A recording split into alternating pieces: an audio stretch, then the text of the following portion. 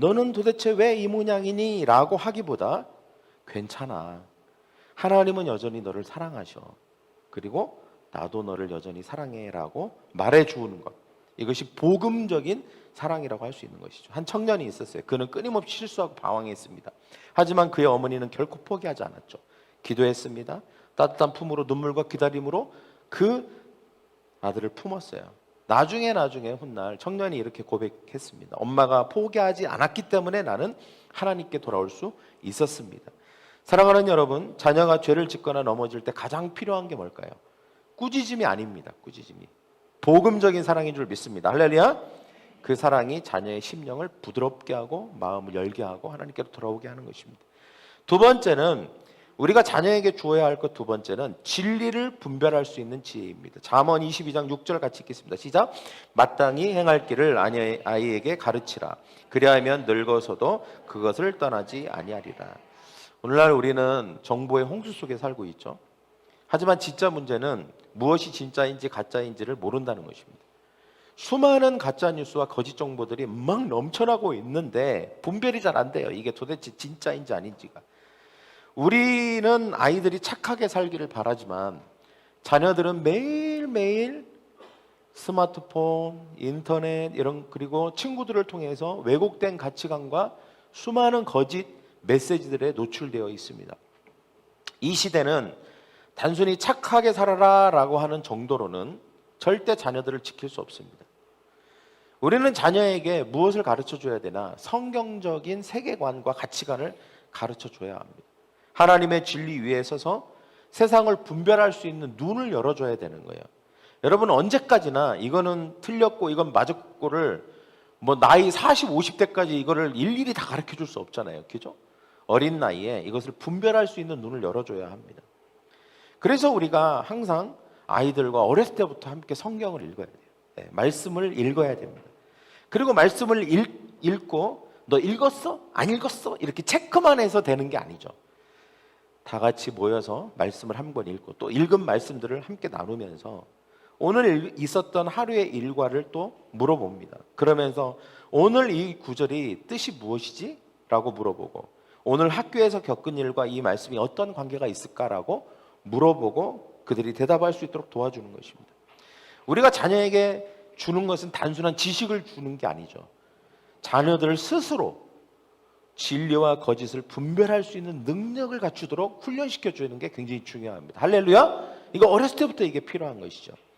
사랑하는 여러분은 우리는 자녀에게 무엇을 심고 있을까요? 우리는 아이들에게 단순한 규칙을 가르쳐 주는 것 이상의 것을 가르쳐 줘야 합니다. 진리를 가르쳐 줘야 되고요. 진리를 분별할 수 있는 능력을 그 소양을 갖출 수 있도록 도와줘야 합니다. 그리고 진리 자체를 사랑하는 마음을 심어줘야 하는 줄 믿습니다. 할렐루야.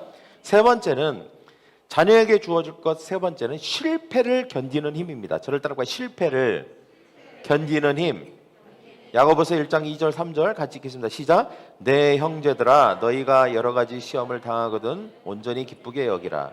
이는 너희 믿음이 시련이 인내를 만들어내는 줄을 너희가 알리라. 우리는 자녀들이 실패하기를 원하지 않죠. 되도록이면 어떤 실패나 실수 넘어짐 없이 안전하게 꽃길만 가기를 원하는 게 부모의 마음입니다. 그래서 되도록이면 해줄 수 있는 건 다 해주고 싶어요. 고생 안 하기를 원하죠. 나는 고생했지만 너는 고생하지 마라. 이게 이제 부모의 마음입니다. 그러나 아무리 모든 것을 완벽하게 준비해주고 모든 것을 다 갖춰준다 하더라도 우리의 희망에도 불구하고 자녀들은 인생에 있어서 반드시 실패하게 돼 있습니다. 이거는 악담이 아니에요. 왜냐하면 우리 인생 자체가 그렇다는 것이죠. 시험에서 떨어질 수 있습니다. 친구에게 배신당할 수 있습니다. 상처받을 수 있어요. 꿈을 꿨지만 꿈이 무너질 수도 있다는 것이죠. 우리는 자녀에게 실패를 두려워하지 않는 그것을 가르쳐야 되는 줄 믿습니다. 할렐루야. 실패할 때 어떻게 하나님께로 돌아갈 수 있는지, 어떻게 다시 오뚜기처럼 뻘떡 일어나서 회복력을 가질 수 있는지, 이런 것들을 어렸을 때부터 가르쳐 줘야 되는 거예요. 많은 부모들이 자녀가 실패하지 않도록 온갖 길을 다 일일이 깔아주기를 원하죠. 그러나 진짜 사랑은, 물론 그것도 사랑이지만 진짜 사랑은 넘어지지 않게 해주는 게 아닙니다. 넘어졌을 때, 자녀가 넘어졌을 때 어떻게 하면 다시 일어나는지 그 방법을 가르쳐주고 도와주는 것, 그때 도와주는 것, 그것이 바로 진짜 사랑인 줄 믿습니다. 할렐루야. 여러분, 다윗은 죄를 지었죠. 그렇지만 하나님께 철저하게 회개하며 어떻게 해요? 다시 일어났습니다. 베드로는 예수님을 3번이나 부인했죠. 그러나 그걸로 끝나고 실패한 게 아니었어요. 다시 부름을 받아서 위대한 사도가 되었습니다. 마찬가지로 우리 아이들도 넘어질 수 있다는 것을 우리는 알아야 됩니다. 실패할 수도 있어요. 그러나 실패하고 넘어졌을 때 부모님에게 돌아오고 하나님 앞에 돌아올 수 있다는 것을 가르쳐 줘야 됩니다. 네가 실패할 수 있어. 그러나 나는 너를 언제든지 환영할 거야.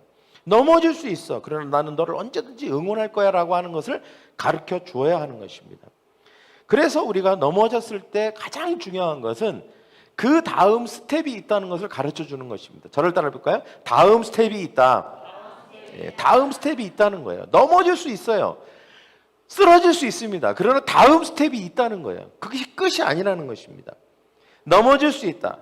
하지만 그러나 내가 너를 기다릴 거야. 하나님은 너를 기다리고 계셔. 하나님께 돌아갈 수 있어. 기회가 있어라고 말해주는 것입니다. 이게 바로 복음이죠. 복음. 할렐루야. 복음은 뭐예요? 실수할 수 있어요. 죄를 지을 수 있어요. 넘어질 수 있어요. 그러나 하나님은 기회를 주시고 다시 품을 여셔서 기다리시고 안아주신다는 것입니다. 저를 한번 따라할 거예요. 실패할 수 있다. 하지만 하나님은 다시 일으켜 주실 것이다. 그리고 우리는 하나님과 동일한 마음이야 라고 하는 것을 가르쳐 주는 것입니다. 이게 바로 굉장히 중요한 자녀에게 있어 선물이에요. 어렸을 때부터 그것을 가르쳐 줘야 됩니다. 그 다음에 너 실패하면 절대 안 돼. 너 절대 떨어지면 이런 거를 계속 주입하면 안 되는 것이죠. 실패할 수 있어. 넘어질 수 있어. 그러나 나는 하나님은 너를 언제나 품을 거야 라고 하는 것을 항상 그 사인, 그 메시지를 줘야 되는 것입니다. 네 번째는 우리가 자녀에게 주어야 될 것은 공동체를 사랑하는 마음입니다. 히브리서 10장 같이 읽겠습니다. 시작. 서로 돌아보아 사랑과 선행을 격려하며 모이기를 피하는 어떤 사람들의 습관과 같이 하지 말고 오직 권하여 그날이 가까움을 볼 수 있도록 서로 돌아보아 격려하자. 우리 유스들 첫 번째만 열렬히 반응하고 그 다음부터는 점점점 풀이 죽어가고 있어요. 나하고 해당이 안 되고 유익이 없는 느낌이 드나? 안 그런 거죠? 잘 듣고 있는 거지. 내가 이렇게 자중하라 그래서 자중하고 있는 거지. 자, 자녀가 신앙 안에 머무르려면 반드시 건강한 공동체에 뿌리를 내려야 합니다. 혼자 혼자 자녀의 신앙을 책임질 수도 없고 또 혼자 신앙을 지킬 수 있다고 생각하는 것도 착각이에요. 예배를 사모하는 마음이나 함께 기도하는 삶이나 서로 돌아보는 교회의 기쁨을 그거를 내가 먼저 누리고 자녀에게 보여줘야 되고 자녀가 그것을 할 수 있도록 도와줘야 됩니다. 그래서 아이들이 공동체를 사랑하는 마음을 갖게 해주려면 부모들이 먼저 공동체를 사랑하는 마음이 있어야 돼요. 할렐루야. 그럼 자연스럽게 자녀들은 그것을 보고 따라가게 돼 있습니다. 주일마다 기쁨으로 예배를 드려야 되겠죠. 그리고 작은 일에도 우리가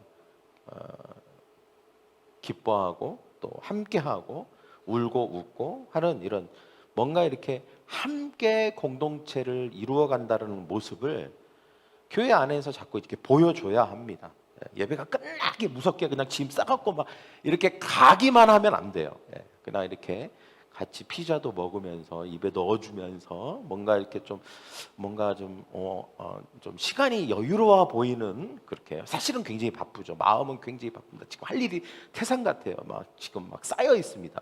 쉬는 날인데도 막 이것저것 해야 될 프로젝트와 업무들이 많지만 그거를 그 자녀들이 볼 때에 우리 엄마는 우리 아빠는 그냥 정신이 없어. 너무 분주한 삶을 살아. 그냥 잠깐 교회에 머물러 있을 시간도 없나 봐. 이렇게 인식을 심어주면 절대 안 됩니다. 이거 공동체를 사랑하고 그렇게 바쁜데도 우리 엄마 아빠는 그렇게 교회에서 그냥 늘어지게 그냥 엉덩이 뭉개가면서 있는 엄마 안 바빠? 이렇게 애들이 먼저 물어볼 정도로 아빠 할 일 없어요? 막 이렇게 물어볼 정도로 약간 그런 느긋한 모습이 공동체 안에서 그런 모습을 자꾸 보여줄 필요가 있는 것이죠. 여러분 저는 어렸을 때 이제 교회에서 거의 자랐다시피 했어요. 이게 이제 교회 동네에 있는 교회의 장점이죠. 예, 저희 집에서 한 50m만 가면 장동교회라고 교회가 있었어요. 어렸을 때는 종탑이 있어갖고요. 이제 놀거리가 없으니까 그때는 인터넷도 없고 맨날 교회 가서요. 담 타고 돌아다니. 담. 날다람쥐처럼 담을 막 뛰어다녀요. 이렇게 좁은 담을 친구들하고 담을 타고 돌아다니고 거기는 종탑이 놀이터야. 종탑이 옆에 있는데 종탑을 막 그냥 그 올라다니고 내려다니고 갖고 맨날 목사님이 내려와 갖고 야 위험해 내려와 그게 이제 맨날 일이었어요. 우리 목사님 소리치는 게. 그래서 그냥 그때 그렇게 그때 친구들하고 종탑 뭐 담 뛰어다니고 놀았던 게 기억. 물론 이제 저기 장동 산에 동굴 그 묘판 자리 동굴에 가서 놀기도 했고 그랬는데 교회에서 놀았던 기억이 그렇게 많이 나요. 늘 부모님과 함께 교회 공동체 안에서 자랐습니다. 뭐 수련회, 뭐 여름 성리학교 할 것 없이 늘 뭐 이렇게 놀러 가는 거 이런 거 항상 같이 했어요. 엄마 아버지가 가니까 뭐 따라가는 거죠, 그죠? 예. 그리고 또 생각나는 게 뭐냐면 여름에는 거기에 마룻바닥이 있어요. 마룻바닥. 여러분 마룻바닥이 그렇게 시원해요. 에어컨 없는 시절에 더우면 교회 가서 마룻바닥에 누워 있는 거예요. 이렇게. 그러면 등이 시원합니다. 얼마나 시원한지 몰라요. 그리고 한숨 자고 일어나요. 방석 하나 켜고 한숨 입 돌아가니까 방석은 하나 깔아야 돼. 한숨 이렇게 자고 일어나면 그렇게 개운하고 기분이 좋을 수가 없어요. 그리고 뭐 뒷마당에서 친구들과 놀고 찬물로 등목하고 했던 이런 기억들이 나요. 제가 생각해 보면 교회는 두 번째 집과 같았던 것 같아요. 집과 같은 느낌이에요. 집 따로 있었지만 교회도 약간 집 같은 느낌. 그래서 제가 이제 성인이 되고 나중에 집에를 가면 교회도 항상 들렸어요. 뭐 명절 때나 또 이럴 때도 방학 때나 이럴 때면 교회를 가봐요. 그러니까 그때는 그 교회를 다닐 때가 아닌데도 교회를 가봐요. 그리고 교회에 앉아서 이렇게 앉아 있으면 그렇게 따뜻해요. 포근하고 그 옛날 그런 느낌이 드는 것이죠. 그래서 아 교회가 이런 따뜻한 감정이 있는 곳이구나라고 하는 것을 느꼈습니다. 저는 우리 자녀들을 키울 때 공동체를 사랑하는 마음을 공동체를 사랑해야 돼 이렇게 가르쳐 주는 것으로 그런 마음을 갖는 게 아니라고 생각합니다. 그냥 어렸을 때부터 공동체와 함께 어우러지고 함께 하고 이런 추억들이 작은 추억일 수도 있어요. 켜켜이 추억이 쌓이다 보면 그것이 그냥 추억이 되고 그게 따뜻한 마음이 될 거라고 저는 생각을 합니다. 할렐루야. 그래서 부모님들이 먼저 부모가 공동체를 사랑해야 되겠죠. 나는 그런 추억은 없지만 아이들에게 그런 추억을 남겨주기 위해서 내가 그렇게 교회 공동체를 사랑하고 함께 어우러지는 그런 것들을 우리가 함께 해야 됩니다. 교회를 그냥 의무적으로 가는 곳으로 생각하면 절대 안 됩니다. 내가 같이 웃고 살고 그건 집 같은 곳으로 느끼게 해줘야 돼요. 본인도 그렇게 생각해야 되고요. 그래서 여러분 공동체를 사랑하는 마음을 갖도록 하는 것이 우리가 자녀에게 줘야 될 네 번째 중요한 선물입니다. 다섯 번째는 삶으로 보여주는 신앙입니다. 신명기의 말씀에 보면 마음에 새기고 말씀을 내 자녀에게 부지런히 가르치며 집에 앉았든지 길을 갈 때 누워 있을 때든지 일어날 때든지 말씀을 강론하라고 말하고 있죠. 아이들은 부모가 무엇을 말하는 것보다 부모가 어떻게 사는가를 보고 배웁니다. 우리가 어떻게 말하는지가 아니라 우리가 어떻게 하는지를 본다는 것이죠. 기도하라고 하면서 기도 안 하면 자녀들은 아무리 말해도 하지 않습니다. 성경을 읽으라고 하면서 말씀을 피지 않는다면 부모가 그들은 말씀을 읽지 않을 것입니다. 사랑하라고 하면서 화만 낸다면 그들은 사랑하는 법을 배울 수 없습니다. 이들의 부모의 말은 아이들에게 힘을 잃게 돼 있는 것이죠. 우리는 물론 완벽할 필요는 없습니다. 하나님은 부모에게 완벽하라고 말하는 게 아니라 진실해야 된다고 말하고 있고 노력해야 함을 말하고 있는 것이죠. 우리도 넘어질 수 있습니다. 우리도 실수할 수 있어요. 그러나 그때마다 회개하는 모습을 보여줘야 되고 실패해도 다시 일어나는 모습을 보여줘야 되고 그리고 노력하는 모습을 우리가 보여줘야 하는 것입니다. 할렐루야. 그게 아이들에게 최고의 설교인 줄 믿습니다. 할렐루야. 예. 그게 아이들에게 최고의 설교인 줄 믿습니다. 할렐루야. 그래서 여러분 우리가 자녀에게 줄 수 있는 최고의 유산 5가지가 있습니다. 돈이 아닙니다. 명문대가 아닙니다. 좋은 직장 아니에요. 여러분 하나님은 이 5가지 유산을 자녀에게 주기를 원하십니다. 첫째는 복음 중심적인 사랑, 진리를 분별하는 지혜, 실패를 견디는 힘, 공동체에 대한 사랑, 삶으로 본을 보이는 신앙입니다. 이거는 돈으로도 살 수 없는 거예요. 아무리 돈을 억만금을 갖춰뒀는데 이걸 살 수 있겠습니까? 이건 못 사요. 이것을 우리가 자녀에게 준다면 자녀에게는 진짜 귀중한 선물이 될 줄 믿습니다. 할렐루야. 예, 그래서 우리가 복음으로, 우리가 먼저 부모들이 복음으로 삶 전체를 살아내는 능력을 갖는 저와 여러분이 되기를 간절히 축복합니다. 이것이 부모된 자에 주시는 거룩한 사명인 줄 믿습니다. 이 부르심 앞에 진실하게 응답하며 살아가는 저와 여러분이 되기를 원합니다. 기도하겠습니다. 사랑해 주님 감사합니다. 우리를 부모로 불러주시니 감사합니다. 주님, 우리가 자녀들을 양육할 때에 우리의 생각이나 기준이나 세상의 가치관으로가 아니라 하나님이 우리에게 가르쳐 주신, 보여주신, 베풀어 주신 그 은혜로 그들을 사랑할 수 있게 하여 주시옵소서.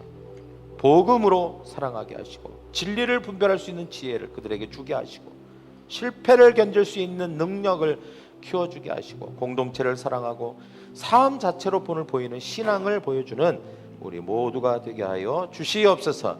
참된 선물이 될 줄 믿습니다. 감사하며 예수님의 이름으로 기도합니다. 아멘.